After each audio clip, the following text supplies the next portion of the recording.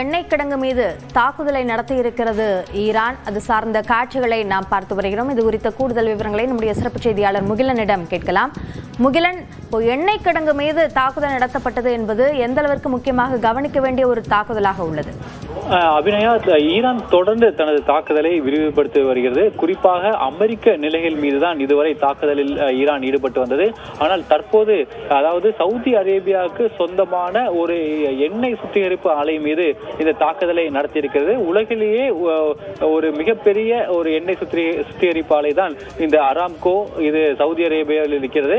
தற்போது அந்த எண்ணெய் சுத்திகரிப்பு ஆலை மீது இந்த தாக்குதல் நடத்தியிருக்கிறது. இது ஏவுகணை தாக்குதலா அல்லது ட்ரோன் தாக்குதலா என்று இதுவரை உறுதியாகவில்லை. ஆனால் ட்ரோன் மூலியமாக இந்த தாக்குதலை நடத்தியிருக்கலாம் என்று சந்தேகிக்கப்படுகிறது. மிக முக்கியமாக ஈரான் மற்ற வளைகுடா நாடுகள் மீது, அந்த அமெரிக்கன் நிலைகள் மீது மட்டுமே தாக்குதல் நடத்தி வந்தாலும் தற்போது சவுதி அரேபியாவுக்கு சொந்தமான இந்த அராம்கோ என்ற எண்ணெய் சுத்திகரிப்பு ஆலை மீது தாக்குதல் நடத்தியிருக்கிறது. ஏனென்றால் சவுதி அரேபியா இஸ்ரேலுக்கு ஆதரவாக, அதாவது மறைமுகமாக அவர்கள் ஆதரவாக ஒரு நிலைப்பாட்டை எடுப்பதாகவும், அதே போல ஈரான் மீது தாக்குதல் நடத்துவதற்கான உந்துதல் சவுதி அரேபியாவிலிருந்தே வந்ததாக ஈரான் நம்புகிறது.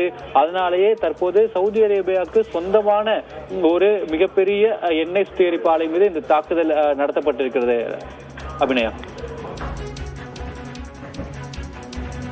முகிலன், இப்போ இதற்கு சவுதி அரேபியா தரப்பில் எதிர்வினை ஆற்றப்படுகிறதா? கண்டிப்பாக அபிநயா, ஏற்கனவே நாம் பார்த்திருக்கிறோம். இது பல கூட்டமைப்புகள் இருக்கின்றன. ஜிசிசி, ஓஐசி போன்ற பல கூட்டமைப்புகள் இருக்கின்றன. இதெல்லாம் வளைகுடா நாடுகள் அடங்கிய ஒரு கூட்டமைப்பு. இந்த கூட்டமைப்பு அண்மையில் கூட ஒரு முடிவை எடுத்தது. அதாவது ஈரானின் இந்த தாக்குதல் தொடரும் பட்சத்தில் தாங்களும் எதிர் தாக்குதல் நடத்துவதற்கு தயங்க மாட்டோம் என்ற ஒரு எச்சரிக்கையும் விடுத்திருந்தது.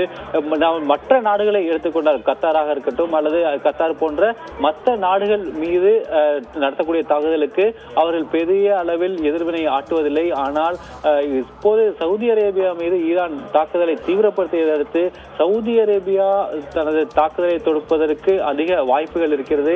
அல்லது இஸ்ரேல் ஏற்கனவே அவர்கள் செய்தது போல இஸ்ரேலை அவர்கள் வற்புறுத்தி அந்த தாக்குதலை ஈரான் மீது அதிகரிப்பதற்கான வாய்ப்புகள் இருக்கிறது. அபிநயா, விரிவான விவரங்களுக்கு நன்றி முகிலன்.